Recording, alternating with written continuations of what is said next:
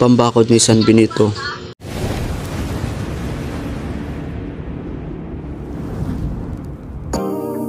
Pambakod ni San Benito.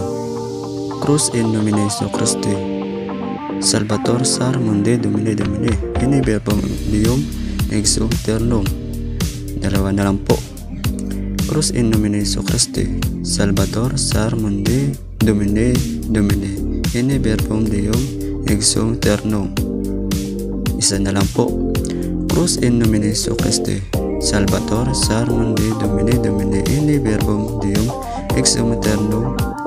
Susi Mon el Elegium. Kung tapos nyo na po nabigas po ito, makapanalig itong panalang ni San Benito, at maaari na rin po na rin po natin ito sa ating dito po na 3 times po makapanalig, at mas mainam na rin po na makapanalig at sinasabay na rin po natin sa ating panalangin ito. At yung pagdidibos at bakod palabal, ayun po yung sinasabay na rin po natin ito. Mas maganda rin kasi may mga ganito rin tayo na pambakod ni San Benito para hindi tayo mabalikan na rin ng mga operasyon na rin po mga panalig. At araw-araw ko rin po ito ginagamit rin po mga panalig, at binahagi ko na rin po sa inyo o inayag ko na rin po dito sa YouTube channel ko na rin na to, at mas mayanam na rin ginagamit na rin po ito, at ginagamit ko rin pang araw-araw ito bago manawag rin ng bahay rin po mga panalig, kasi ito rin ginagamit ko rin po mga panalig para hindi mabalikan. Mas mahirap kasi na mabalikan tayo ng mga sakit habang kung nyari nang gagamot kayo tas wala kayong pambakod, ayan, maaari kayo na mabalikan ng enerhiya ng sakit ng isang tao pag wala kayong oras na napagbakod. Sa iba kasi hindi na niwala basta-basta sa mga gante, kaya yung iba na babalikan tuloy ng mga sakit ng mga enerhiya, mga ginagamit nila, bumabanda. Parang exchange lang yan po yung mga panalig.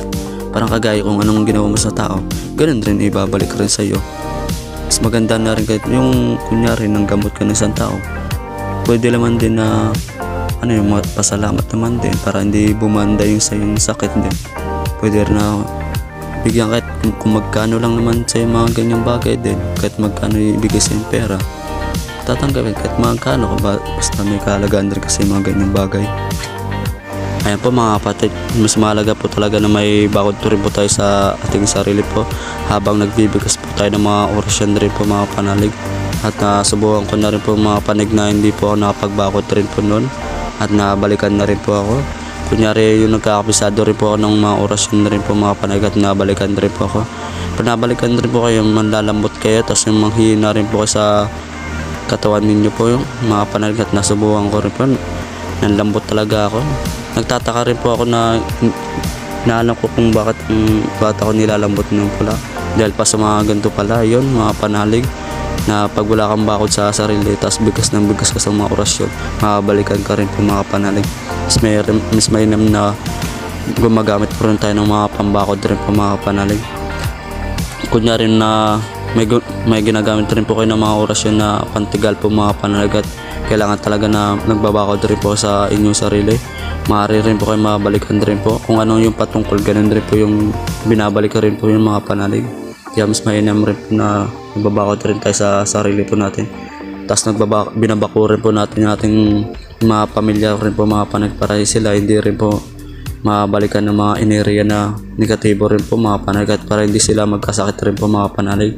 Kung nanggagamot na rin po kayo mga panalig, bakuran nyo na rin po yung mga inyong pamilya rin po mga panalig, para hindi sila hindi magkasakit rin po mga panalig.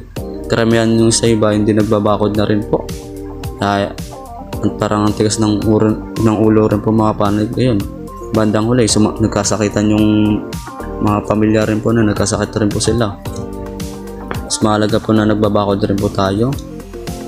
Hindi lang po masama na humingi rin po tayo ng mga bayad rin po kung kayo po yung naggagamot rin po.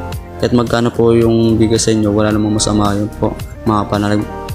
At mas maganda rin po na pinapasalamatan rin po tayo at pinapahalagaan rin po tayo mga panalig, para hindi po tayo mabalikan ng mga enerhiya pag nanggagamot rin po kayo mga panalig. Isa pag hindi nyo pinapahalagaan nyo, maglalagas yung ngipin, nakasira kasi ng ngipin to. Kung gaano kalakas ang impact ng orasyon po mga panalig, matatanggalan po kayo ng ngipin yan mga panalig, at nasiraan na rin po kasi ng mga ngipin to, at nasubukan ko na rin po yan mga panalig. Kaya papahalagan po natin yung sarili po natin mga panalig. Karamihan sa iba yung nababalitaan ko at nakikita ko rin po sa iba, yung para hindi pinapahalagan nila sarili nila, para hindi masyado naniwala sa iba. Yung bandang huli, nagkalagstags ang kanilang ngipin rin po at taas namatay rin po ang kanilang pamilya rin po dahil sa mga ganyan, sa panggagamot rin po, para hindi nila pinapahalagan ng maayos po mga panalig. So ganda na pinapahalagan rin po nila yung sarili rin po nila, pati yung gagamutin rin po nila, tapos papahalagan rin po sila po mga kapanalig. Mahirap rin kasi pag hindi pinapahalagan, marami na disgrasya rin po sa ganito rin po mga kapanalig, at marami na rin namamatay sa mga ganito pag hindi lalo yung naunawa ng mga instruction rin sa mga ganito, at marami na namamatayan, marami na napapansin rin po mga kapanalig. Ayun po, so hanggang dito na lang po tayo, at pagpalain po tayo ng Panginoon natin na may kapal ng sanlibutan na rin to ni Yeshua. So hanggang dito na lang po.